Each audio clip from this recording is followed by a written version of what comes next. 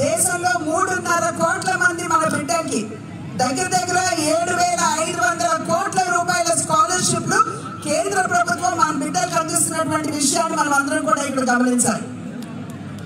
అదేవిధంగా government recognised colleges, ప్రభుత్వం కనుక ఆ కాలేజ్కి రికగ్నిషన్ ఇచ్చినట్లయితే, అదేవిధంగా ప్రభుత్వ కాలేజీలు అయినట్లయితే పోస్ట్ మెట్రిక్ స్కాలర్షిప్ కూడా భారతీయ జనతా ప్రభుత్వం ఇస్తున్నటువంటి నేపథ్యం మీరందరూ కూడా గుర్తించాలి అని చెప్పి మీ అందరికీ కూడా చేస్తున్నటువంటి అభ్యర్థన.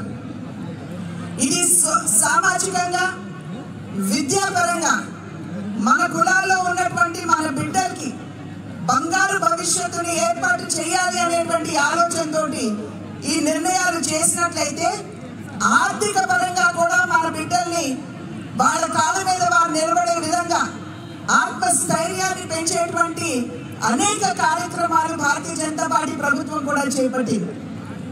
మరి national BC finance and development corporation, దాని ద్వారా ఇవాళ ఔత్సాహికపరులైనటువంటి మన బిడ్డలు పరిశ్రమలు పెట్టాలన్నా లేదా వ్యాపారాలు చేయాలన్నా వారికి సరసమైనటువంటి వడ్డీకే ఇవాళ వాళ్ళకి లోన్ ఇచ్చేటువంటి వెసులుబాటు కూడా నరేంద్ర మోడీ గారు కల్పించినటువంటి విషయం మీ అందరి ముందు నేను ఇవాళ ఉంచుతున్నాను.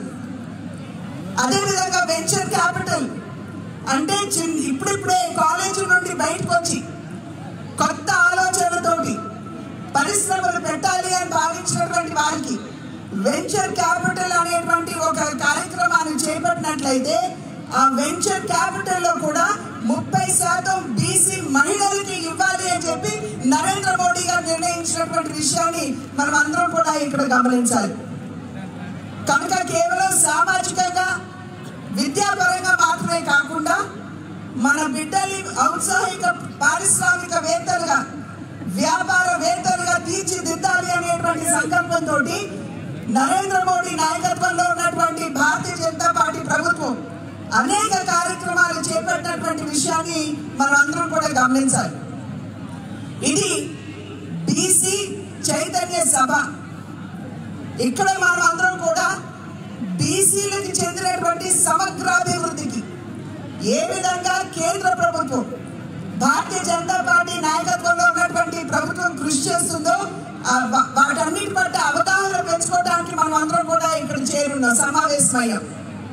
అదే సందర్భంలో రాష్ట్రంలో మన కులాల వారికి జరుగుతున్నటువంటి అన్యాయాన్ని కూడా ఒకసారి నెమరు వేసుకోవాలి.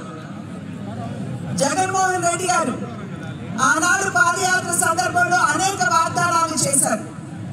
ఇవాళ రాష్ట్ర ప్రభుత్వాన్ని జగన్మోహన్ రెడ్డి గారికి వేసేటువంటి ప్రశ్న, మరి నరేంద్ర మోడీ గారు బీసీ కులాల్లో ఉన్నటువంటి సోదర సోదరీమణులకి, మన బిడ్డలకి న్యాయం చేయాలి అనేటువంటి లక్ష్యంతో బీసీ కమిషన్ కి చట్టబద్ధత కల్పించినట్లయితే మన రాష్ట్రంలో ఇక్కడ ఉన్నటువంటి బీసీ కమిషన్ కి మీరు ఎందుకు చట్టబద్ధత కల్పించలేదు అని చెప్పి భారతీయ జనతా పార్టీ ప్రశ్నిస్తుంది.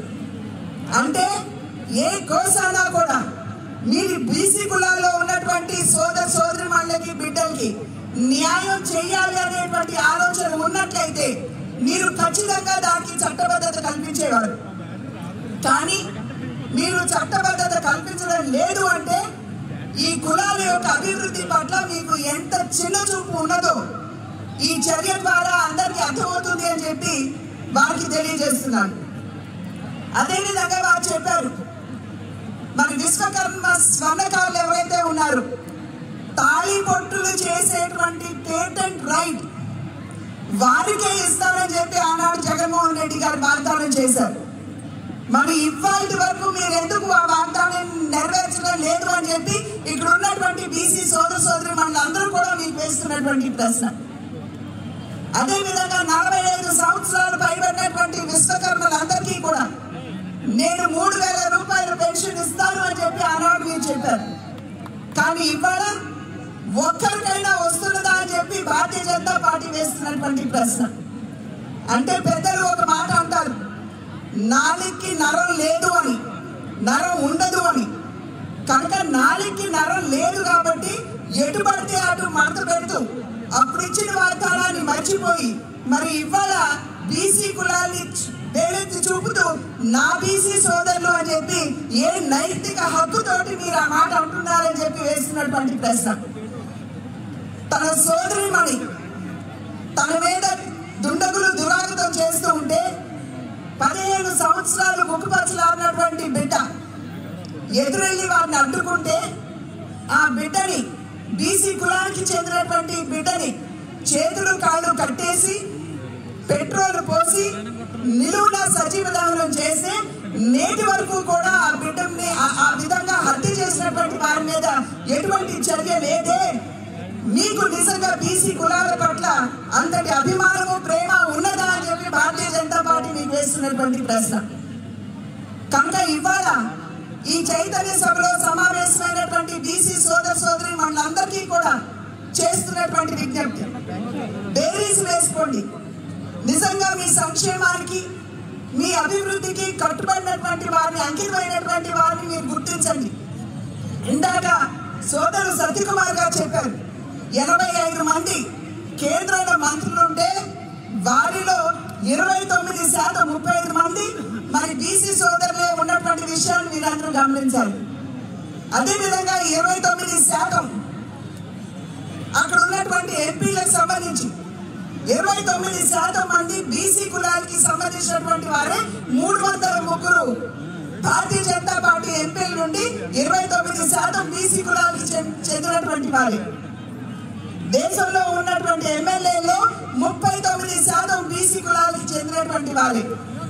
ఎమ్మెల్సీలో 40% బీసీ కులాలకు చెందినటువంటి వారే.